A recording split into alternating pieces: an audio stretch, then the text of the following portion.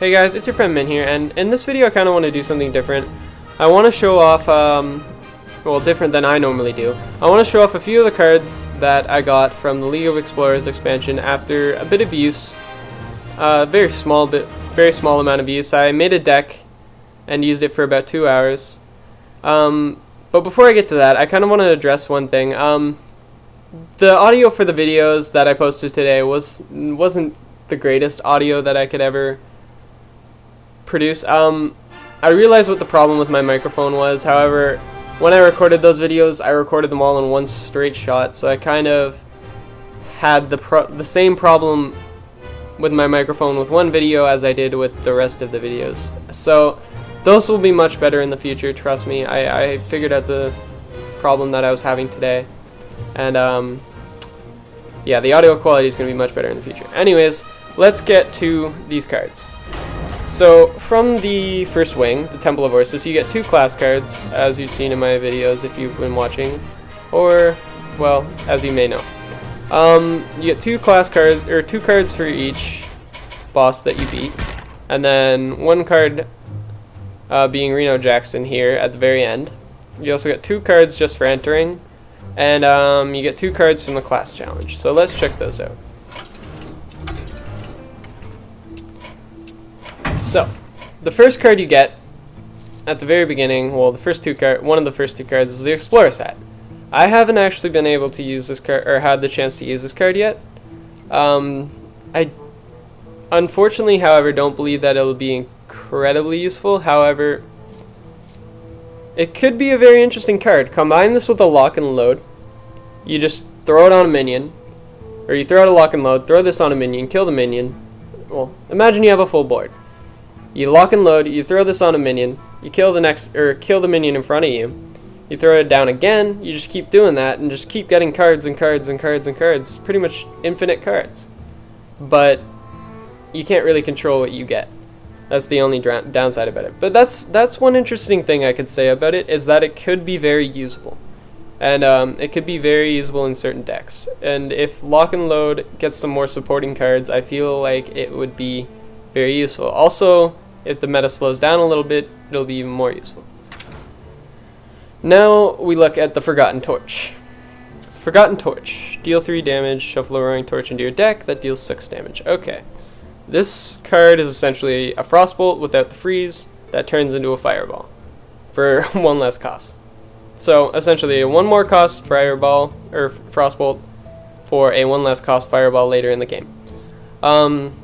This is actually not a bad card in almost any mage deck, just because any burn damage for a mage and any spell for a mage are both very useful. And the fact that you get to throw another spell into your deck, that could just be in some extra damage later in the game.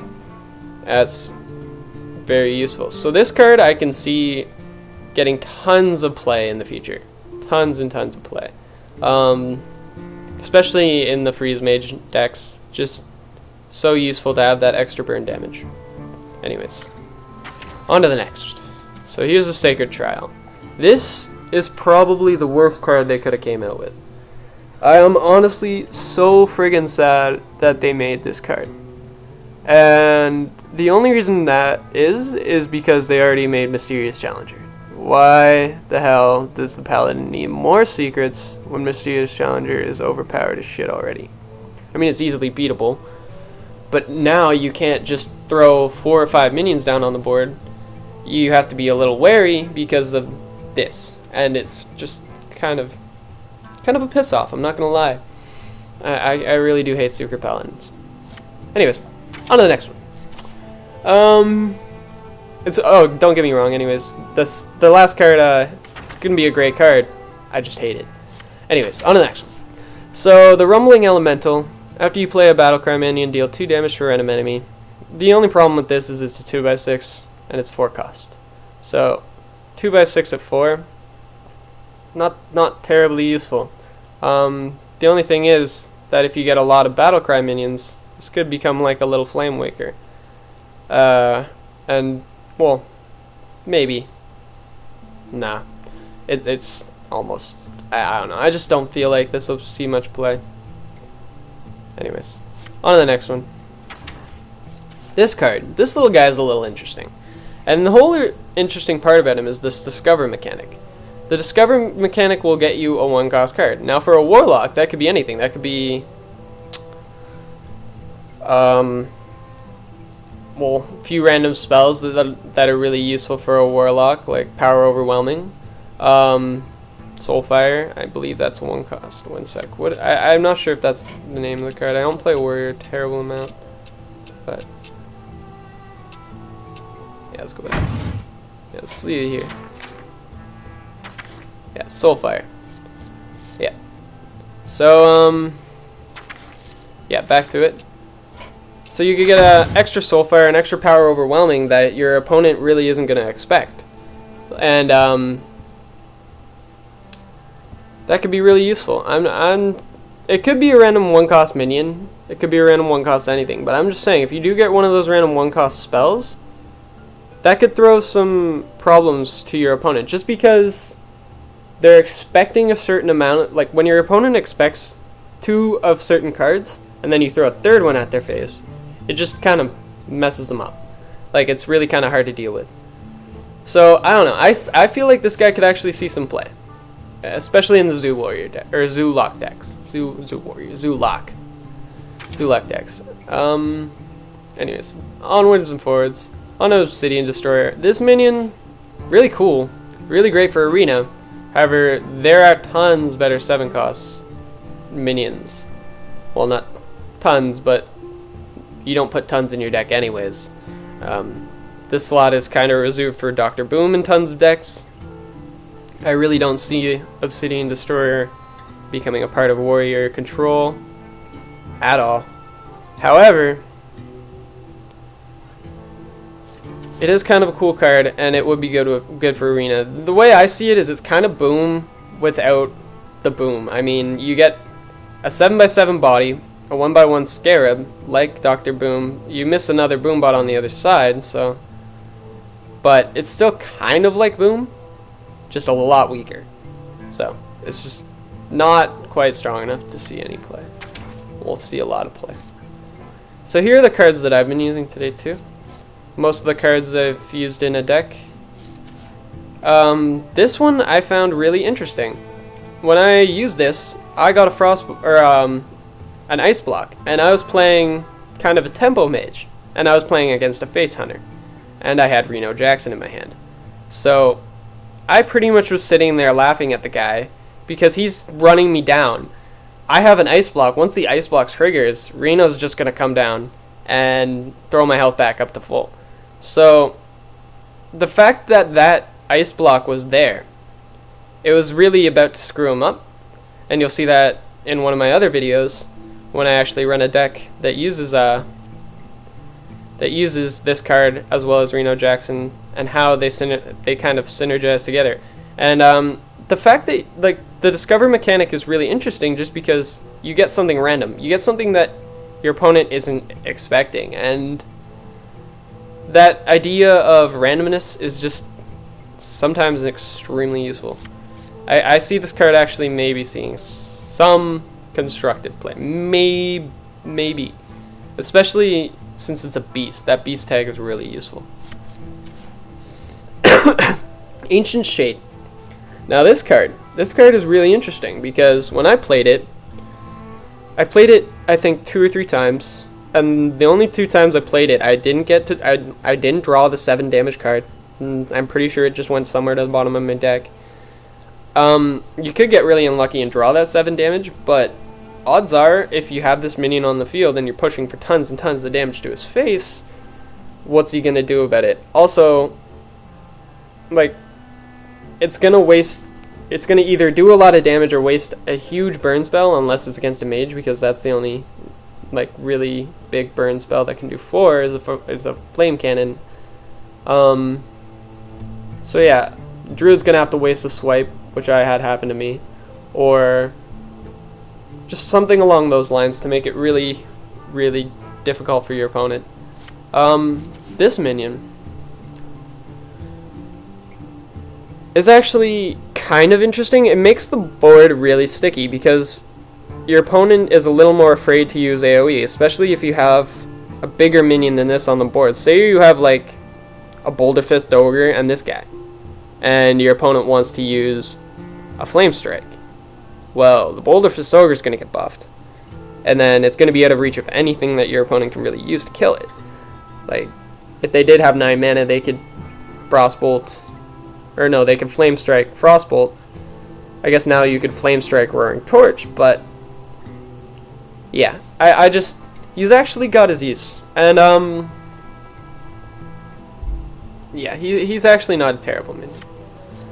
Djinn of Zephyrs, I haven't really gotten a chance to use this minion. I feel like it would be a really good minion in Priest, just because you could throw a Valens onto, say, a Cleric. Cleric gets the Valens, then this guy gets the Valens, and, well, you just have a ton of buffed up minions. So, that's pretty sweet. This is also another card that maybe could see some play in Priest, just because you could buff it. That's the only reason I could say that, but when you say that, that's kind of like any minion. But his effect is really useful, because once you play, say, a Valens, you get a 3 cost minion to the right side. You play Powered Shield, you get a 1 cost minion, you just fill your board with the Summoning Stone, and then you have a strong-ass Summoning Stone to mess your opponent up. That's pretty much my thought on that one. I mean, it could see some play, but I think it would see play in Priest decks, or any deck where you could buff it, just because it's kind of cool. Also, like, I really do like the design of this card. It's going to be a very fun card, just because it's essentially Brawl in a card. I mean, it's the Tavern Brawl, where whenever you cast a spell, you summon a random minion at the same cost, except in a minion, and you get to use it all the time. So, I don't know, I just feel like this could see some play. Maybe not the most, but it's not terrible. Then you have this guy. This guy might even change the meta. I mean, just because people might start designing decks with one set of everything, just to be able to use his effect efficiently. You could design some pretty nasty control decks that have one set of every card.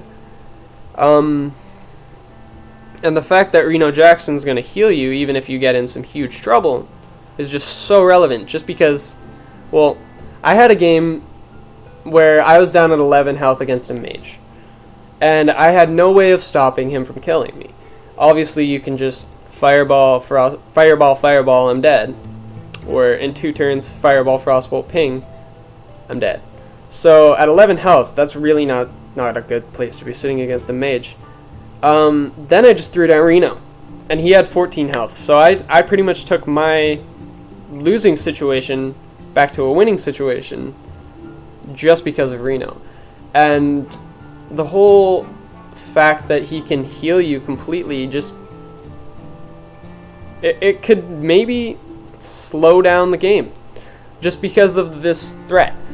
Face hunters might be less inclined to be face hunters just because they know that they could whittle you down the whole way, and then you just throw out Reno Jackson and they have no cards and they're fucked. So, like, I don't know. I feel like people might try and start designing some more control-y decks with this card. I feel like that would actually be a really viable thing, and I really hope that does start to happen, because I really don't like the meta as it is. I don't like it as aggressive as it is, and I feel like a lot of people feel the same way as I do. I'm really happy that this card has come out, because, yeah, hopefully it will slow down the meta at least just a little bit. Anyways, so that's pretty much all I gotta say about them, about the cards. Reno Jackson's a little OP. He's pretty much a Tree of Life with a 4/6 body at 6 cost, if you play him right. Pretty good card. So that concludes all the cards in the set. I hope you guys will like my review of these cards, and maybe have some opinions yourself. If you do, maybe leave them in the comments section below. Also, if you like my videos, leave a like, and please subscribe. Anyways, hope you guys have enjoyed the video again. enjoy the League of Explorers. I know I am, and I know I will in the future, and have a good day.